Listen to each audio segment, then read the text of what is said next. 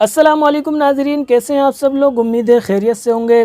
नाज़रीन, शैतान बहुत चालाक है। ये हमारी कमज़ोरियों को पकड़कर उनके ऊपर हमला करता है। ये बहुत ही नाजुक वक्त में और बहुत नाजुक मौके पर इंसानों के ऊपर हमला करता है ताकि इसका हमला कामयाब हो सके। नाज़रीन, आज के क़िस्से में हमारे लिए बहुत बड़ा सबक है। अगर आप चैनल पर नए हैं तो क़िस्सा शुरू करने से पहले चैनल को सब्सक्राइब कर लीजिए। मेरा नाम वासिफ़ रज़ा है। चलिए अब आज के क़िस्से की तरफ चलते हैं।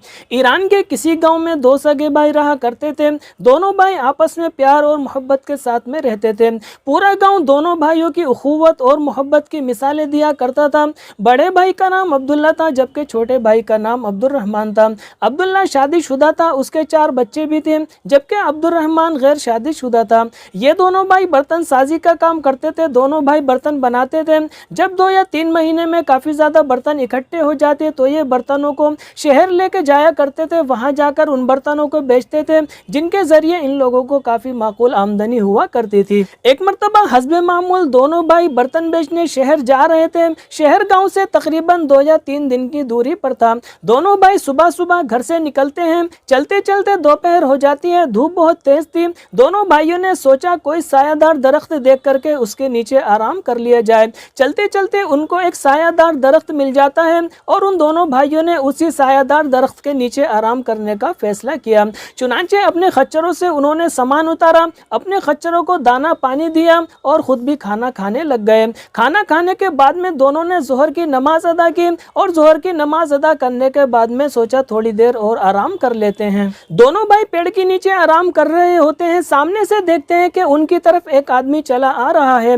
वो आदमी उन दोनों के पास आकर के उनसे दुआ सलाम करता है और उनसे कहता है कि मैं भी एक मुसाफिर हूँ, क्या तुम लोग मुझे अपना हमसफर बनाओगे।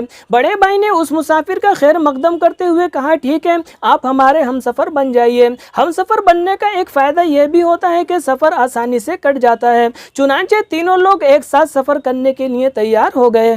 थोड़ी देर के बाद में तीनों लोगों ने अपना आगे का सफ़र तय करना शुरू कर दिया। अभी थोड़ी ही दूर चले थे कि उस अजनबी शख्स ने अब्दुर्रहमान को अकेले में पाकर अब्दुर्रहमान का हालचाल जाना। अब्दुर्रहमान से पूछने लगा, ये जो सामान तुम शहर को लेकर के जाते हो, इसके बदले में जो तुम्हें रकम मिलती है इसको तुम दोनों भाई किस तरह से तकसीम करते हो। अब्दुर्रहमान उस अजनबी शख्स को समझाने लगा, हमारे सामान के बदले में हमें जो रकम मिलती है हम दोनों भाई उस रकम को आधा आधा तकसीम कर लेते हैं। अब्दुर्रहमान की बात सुनने के बाद में वो अजनबी शख्स अब्दुर्रहमान को समझाने लगा, अरे मियाँ, इस तरीके से तो तुम घाटे में चले जाओगे। तुम्हारी बीवी है, 4 बच्चे भी हैं, तुम्हारा खर्चा ज़्यादा है, तुम अपने काम में मेहनत भी ज़्यादा करते हो और बड़े भी हो, इसलिए तुम्हारा हक ज़्यादा बनता है। अब्दुर्रहमान के समझ में उस अजनबी की बात आ गई। अब्दुर्रहमान ने दिल ही दिल में फैसला कर लिया कि मैं आज के बाद अपने छोटे भाई को कम हिस्सा दूंगा और मैं ज़्यादा हिस्सा लूँगा। इसी तरह उस अजनबी शख्स ने छोटे भाई अब्दुल्ला को भी अकेले में पाकर उससे यही सवाल किया, ये जो तुम सामान शहर लेकर के जाते हो इससे जो रकम मिलती है उसको तुम किस तरह से तकसीम करते हो। छोटे भाई अब्दुल्ला ने भी यही जवाब दिया कि हम उस रकम को आधी आधी कर लेते हैं।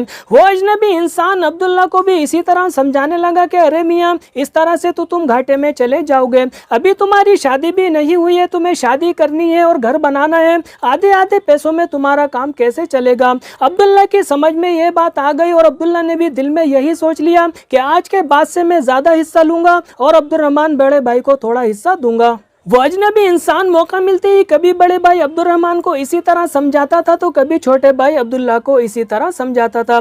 आखिरकार इन लोगों का सफ़र पूरा हो गया और ये लोग शहर में पहुंच गए। शहर में पहुंचने के बाद दोनों भाइयों ने अपना सामान बहुत ही अच्छे दामों में फ़रोख्त कर दिया।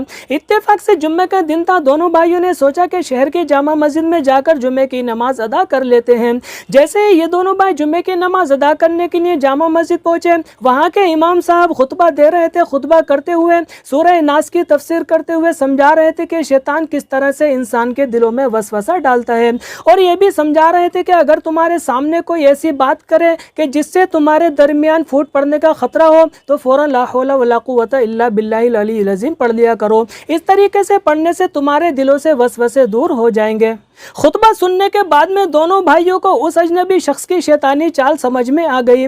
مسجد کے باہر جانے کے بعد میں فوراً دونوں بھائیوں نے لا حول ولا قوت الا باللہ العلی العظیم پڑھا تو وہ شخص وہاں سے غائب ہو گیا۔ دونوں بھائیوں نے آپس میں ایک دوسرے کو سب کچھ بتا دیا، ایک دوسرے سے معافی مانگی اور ایک دوسرے کو معاف کر دیا۔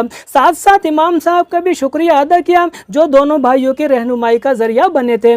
ناظرین، اگر قصہ اچھا لگا ہو تو دوستوں کے ساتھ میں ضرور شیئر کیجیے گا، دعاؤں میں یاد رکھیے گا۔ اللہ حافظ۔